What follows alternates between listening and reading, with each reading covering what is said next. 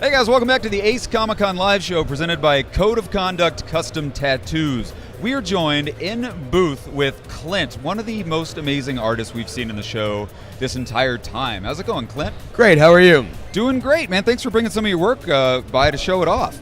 So you're an oil painter. Yes. These things are absolutely spectacular. Tony over there is holding just one of the most gorgeous Harley Quinns. Is it officially a Harley Quinn or is it just a... It's actually a cosplay painting. Really? Yeah. So the way you get around, I don't have a DC license as a Disney artist. I only have Marvel and DC. And so, but if I put a girl in a costume, then I can paint whatever I want. So it's a figurative piece. Okay. So I make the costumes or they make the costumes depending on the situation. Then we either photograph it, partially work from life, and then I paint from that. And so the costumes are close to the characters usually, but not exact. So you actually have cosplayers come in and model for you? Model right in my studio. And you do it just, you sketch right there? Sketch and paint right there. I mean, I do take some photographs and work partially from the photographs, but the colors get washed out in the photo, so I try to do as much from life in the studio as I can. Okay, how long does those do the modeling sessions take? How long you got them sitting on a ball? Well, she was sitting on a couch, and we made up the ball. Okay. And so it was about 3 hours per day for about 3 days. Really? Yeah. Some serious endurance right there.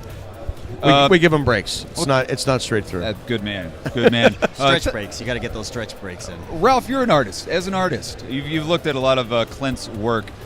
Any questions about process or?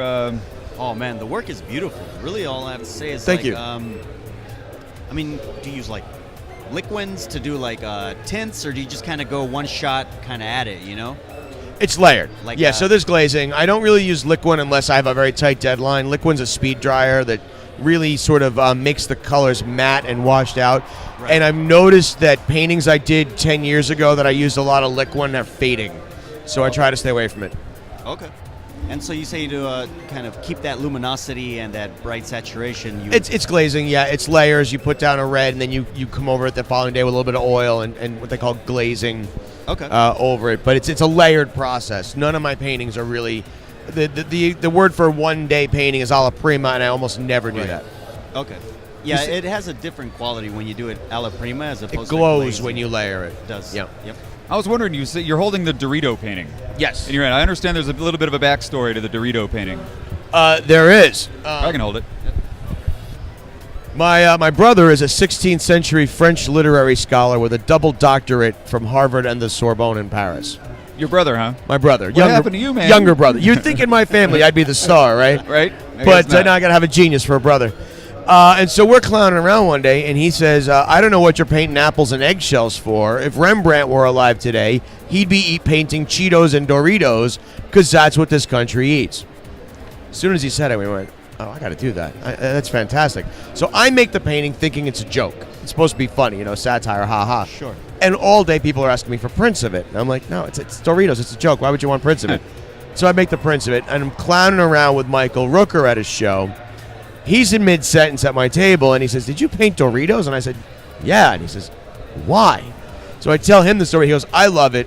I have to have it. Really? So he worked me down. He got me down from 500 to 400 on the original. He's an intimidating guy. And so man. I said, all right, if I'm giving you a discount, because clearly you need it, I want a photo. So we got a photo of me, him, in the painting. I posted that on my social media, and it got about 15 to 20 likes. Wow. And he posted it on his social media, and it got about 50,000 likes. It's and nice then it to just have blew up celebrities repost your stuff, isn't it? Yeah, it was pretty cool of him, and he's helped me out a ton since then, so he's been a great guy. That's awesome. You mentioned earlier that you're not a DC artist, but you said you're Disney? I'm a licensed Disney fine artist, yes. Really? What does that mean? How does that come about? Well, basically what it means is that you sign a contract and you're able to make Disney-themed paintings with permission, so that you're not making fan art. You're actually a licensed official Disney artist. My work is in the theme parks and at the Disney galleries. Wow, that's awesome. So do you have a website or something? Absolutely. Well, on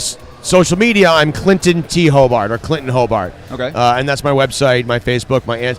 I have everything but the Snapchat. I don't need the dog ear thing or the bunny nose. I don't even know what a Snapchat is. Yeah, we're all shaking our heads. The girls keep asking. I know.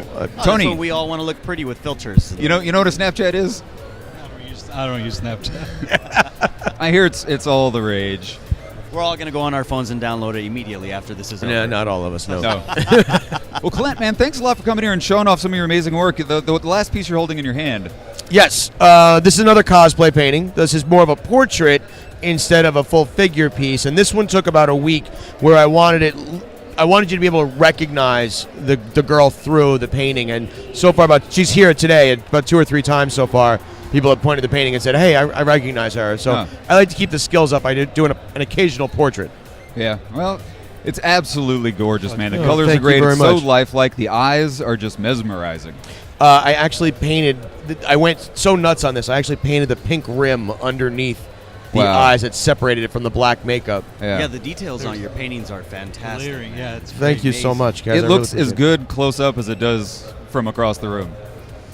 But thank Clint, you. man, thanks Appreciate a it. lot. Hey, thanks for having me on. I appreciate it. Hope you're having a great time here at Ace Comic Con. Always having a great time at Ace. Cool. We're going to throw it out to the show floor, talking to some cosplayers.